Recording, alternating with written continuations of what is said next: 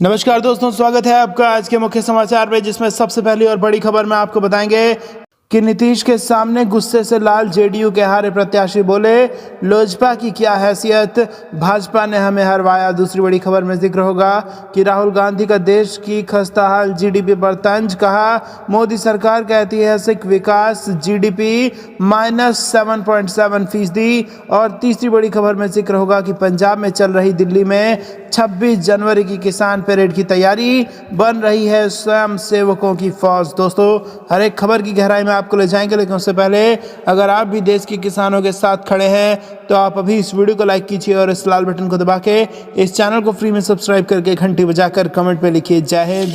दोस्तों, रुक करते हैं तमाम बड़ी खबरों की तरफ। नीतीश के सामने गुस्से में लाल जेडीयू के हारे प्रत्याशी बोले, लोजपा की क्या हैसियत, भाजपा ने हमें हरवाया। जी हां दोस्तों, पिछले साल नवंबर महीने में संपन्न बिहार विधानसभा चुनाव के बाद जेडीयू की राज्यकारिणी की पहली बैठक में चुनाव में हार गए जनता दल यूनाइटेड प्रत्याशियों ने मुख्यमंत्री नीतीश कुमार और जेडीयू के राष्ट्रीय अध्यक्ष आरसीपी सिंह की मौजूदगी में काफी तल्ख अंदाज में भारतीय जनता पार्टी पर हमला किया। बैठक में शामिल कई हारे प्रत्याशियों ने तो सीधे सीधे यह कह दिया कि भाजपा ने उन्हें चुनाव में हरवा दिया। एक हारे प्रत्याशी ने तो यहां तक कह दिया कि लोक जनशक्ति पार्टी की क्या हैसियत थी, कमान तो भाजपा के नेताओं ने संभाल रखी थी, पीठ में खंजर भोंकने तक की बात हुई। एक स्वर में भाजपा पर फोड़ा हार का ठीकरा। जेडीयू प्रदेश कार्यालय स्थित कर्पूरी सभागार में राज्य कार्यकारिणी की पहले दिन ही काफी गहमा गहमी रही। शाम 4 बजे शुरू हुई बैठक में जेडीयू प्रदेश अध्यक्ष वशिष्ठ नारायण सिंह, कार्यकारी प्रदेश अध्यक्ष अशोक चौधरी, मंत्री विजय चौधरी व पार्टी के कई अन्य वरिष्ठ नेता थे।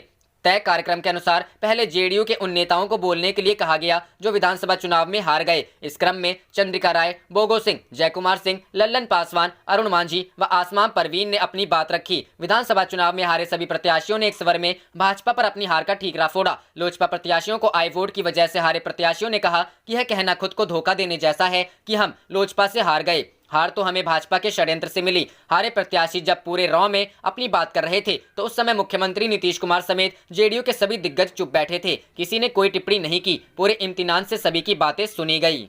रुख करते हैं अगली खबर की तरफ। राहुल गांधी का देश की खस्ताहाल जीडीपी पर तंज, कहा मोदी सरकार का ऐतिहासिक विकास, जीडीपी -7.7%। जी हां दोस्तों, कांग्रेस नेता राहुल गांधी ने केंद्र की मोदी सरकार पर आज भारत की खस्ताहाल जीडीपी को लेकर निशाना साधा है। देश की गिरती जीडीपी को राहुल गांधी ने मोदी सरकार का ऐतिहासिक विकास बताया है। कांग्रेस नेता राहुल गांधी ने अपने ट्विटर अकाउंट से ट्वीट करते हुए लिखा कि मोदी सरकार का ऐतिहासिक विकास, जीडीपी -7.7%, प्रति व्यक्ति आय -5.4%, बेरोजगारी दर 9.1%, टू मच विकास। इससे पहले राहुल गांधी ने किसानों और सरकार के बीच विफल हुई 8वें दौर की बातचीत पर निशाना साधते हुए ट्वीट किया था। राहुल गांधी ने मोदी सरकार पर निशाना साधते हुए लिखा था कि नियत साफ नहीं है जिनकी, तारीख पे तारीख देना स्ट्रेटजी है उनकी। जानकारी के लिए आपको बता दें कि मोदी सरकार के नए कृषि कानूनों के खिलाफ किसानों का आंदोलन दिल्ली की सीमाओं पर 45वें दिन भी जारी है। किसानों का कहना है कि आंदोलन लंबे समय तक चलेगा, क्योंकि किसान चाहते हैं कि सरकार कृषि कानूनों को रद्द करे, लेकिन सरकार कानूनों को रद्द नहीं करना चाहती है। कल हुई वार्ता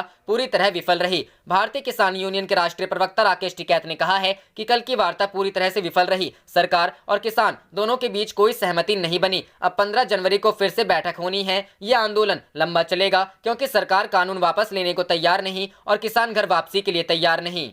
रुख करते हैं अगली खबर की तरफ। पंजाब में चल रही दिल्ली में 26 जनवरी की किसान परेड की तैयारी, बन रही स्वयं सेवकों की फौज। जी हां दोस्तों, 3 कृषि कानूनों को रद्द करवाने की मांग को लेकर हरियाणा और पंजाब के किसान पिछले 44 दिनों से बहादुरगढ़ के टिकरी बॉर्डर पर धरने पर बैठे हैं। आज आंदोलन का 45वां दिन है। सरकार से 8 दौर की वार्ता भी विफल हो चुकी है। इसके बाद किसानों ने आंदोलन को तेज करने की रणनीति तैयार कर ली है। सरकार से कृषि कानूनों को रद्द करवाने की मांग पर आंदोलन कर रहे किसान अब 26 जनवरी को गणतंत्र दिवस पर दिल्ली में परेड की तैयारी कर रहे हैं। इसके लिए पंजाब में भी तैयारी चल रही है। वहां पर इस परेड के लिए स्वयं सेवकों की फौज बनाई जा रही है। इसके लिए बकायदा स्वयंसेवकों का रजिस्ट्रेशन हो रहा है। पहले ही दिन 3,500 स्वयंसेवकों का रजिस्ट्रेशन। किसानों का कहना है कि ये स्वयंसेवक दिल्ली की किसान परेड को शांतिपूर्वक और अनुशासित रखने में मदद करेंगे। कीर्ति किसान यूनियन की ओर से यह मुहिम शुरू की गई है। पहले ही दिन 3,500 स्वयंसेवकों का रजिस्ट्रेशन किया गया है। पंजाब के किसान नेता राजेंद्र सिंह का कहना है कि युवाओं में इस मुहिम को लेकर बेहद उत्साह है। वे आगे बढ़कर स्वयंसेवक के तौर पर अपना नाम दर्ज करवा रहे हैं। किसानों की मांग, कानून रद्द हो और एमएसपी की गारंटी मिले। किसान राजेंद्र सिंह का कहना है कि संयुक्त किसान मोर्चा की ओर से सरकार के समक्ष 4 मांग रखी गई थी। सरकार द्वारा केवल 2 मांगों पर सहमति दी गई, लेकिन 3 कृषि कानूनों को रद्द करने और एमएसपी पर खरीद की कानूनी गारंटी देने की मांग प्रमुख है, मगर इन पर सरकार द्वारा कोई भी रिस्पॉन्स नहीं दिया जा रहा है। कोर्ट कार्रवाई में उलझाने का प्रयास किया जा रहा है, मगर किसान अपनी मांगों पर अड़िग है। जब किसान ही कानून नहीं चाहते तो सरकार क्यों उन्हें थोपने पर आमदा है। इस बार गणतंत्र दिवस पर पूरा देश दिल्ली में किसान परेड देखेगा। रुख करते हैं अगली खबर की तरफ। तेजस्वी का सीएम पर कड़ा प्रहार, बोले नीतीश सरकार बिहार के लिए अभिशाप। जी हां दोस्तों, राष्ट्रीय जनता दल के नेता और पूर्व उप मुख्यमंत्री तेजस्वी यादव नए साल में पहली बार बिहार पहुंचते ही राष्ट्रीय जनतांत्रिक गठबंधन पर जमकर सियासी हमला बोला। उन्होंने शुक्रवार को नीतीश कुमार की चल रही सरकार को बिहार के लिए अभिशाप बताते हुए कहा कि हमने पहले ही कहा था कि बिहार में एनडीए की सरकार गिरेगी। मध्यावधि चुनाव के लिए महागठबंधन पहले से ही तैयार है। नए साल में आरजेडी नेता शुक्रवार को पहली बार पटना पहुंचे। उन्होंने दावा करते हुए कहा कि एनडीए की वर्तमान सरकार गिरेगी। उन्होंने कहा कि बिहार की जनता ने जेडीयू को चौथे नंबर की पार्टी बना दिया है, लेकिन चुनाव आयोग ने उसे तीसरे नंबर की पार्टी बनाया है। तेजस्वी यादव ने 16 साल से चल रही नीतीश सरकार को बिहार के लिए अभिशाप बताते हुए कहा, बिहार सबसे नौजवान प्रदेश है, लेकिन इन लोगों ने बिहार को बेरोजगार और मजबूर प्रदेश बना दिया है। हम लोग बार बार कहते रहे हैं कि यह जनादेश की चोरी करके सत्ता में आए हैं। उन्होंने कहा कि इस सरकार से छात्र, किसान, मजदूर, जीविका दीदी, सरकारी कर्मचारी सभी लोग त्रस्त हैं। उन्होंने आगे कहा कि यह सरकार सत्ता की लोभी है और सत्ता के लोभ में बिहार को बर्बाद कर दिया है। पत्रकारों द्वारा आरजेडी नेताओं द्वारा नीतीश को महागठबंधन में आने के ऑफर दिए जाने के संबंध में पूछे जाने पर विधानसभा में विपक्ष के नेता ने कहा, ऑफर कोई नहीं दे सकता है। राष्ट्रीय अध्यक्ष से पहले ही हम मिलकर आए थे। हमने कई बार कहा है कि बिहार के लोग नीतीश कुमार के खिलाफ हैं। कोई दरवाजा खोलने और बंद करने की बात नहीं है, यह सवाल ही गलत है। उन्होंने स्पष्ट कहते हुए कहा कि कोई आपसी तालमेल की बात नहीं है। रुख करते हैं अगली खबर की तरफ। बिहार, मांझी के हनीमून वाले बयान पर भड़के तेज प्रताप, बोले बुढ़ापे का ख्याल रखें, बगल में रहते हैं, खोल देंगे पोल। जी हां दोस्तों, कल पटना लौटे राजद नेता तेजस्वी यादव ने बिहार के पूर्व मुख्यमंत्री और हिंदुस्तानी आवाम मोर्चा के राष्ट्रीय अध्यक्ष जीतन राम मांझी के हनीमून वाले बयान पर सवाल को टाल दिया था, लेकिन उनके बड़े भाई तेज प्रताप यादव की ओर से इस पर तीखी प्रतिक्रिया आई। तेज प्रताप ने मांझी को अपने बुढ़ापे का ख्याल रखने और संभल जाने की चेतावनी दी। साथ ही साथ धमकी देने के अंदाज में यह भी कहा कि बगल वाले घर में रहते हैं, सब पता है कि कमरे में क्या क्या करते हैं, हम भी पोल खोल देंगे। गौरतलब है कि जीतन राम मांझी ने हाल ही में कांग्रेस नेता राहुल गांधी, आरजेडी नेता तेजस्वी यादव और लोक जनशक्ति पार्टी के राष्ट्रीय अध्यक्ष चिराग पासवान पर निशाना साधते हुए तंज कसा था कि जब भी देश या बिहार में किसी प्रकार का संकट आता है तो ये तीनों नेता हनीमून मनाने चले जाते हैं। लालू राबड़ी के बेटे और तेजस्वी के बड़े भाई राजद नेता तेज प्रताप ने इस पर पलटवार करते हुए कहा कि मांझी जी मेरे बगल वाले घर में रहते हैं, कमरे में क्या क्या करते हैं, हम भी पोल खोल देंगे। उन्होंने कहा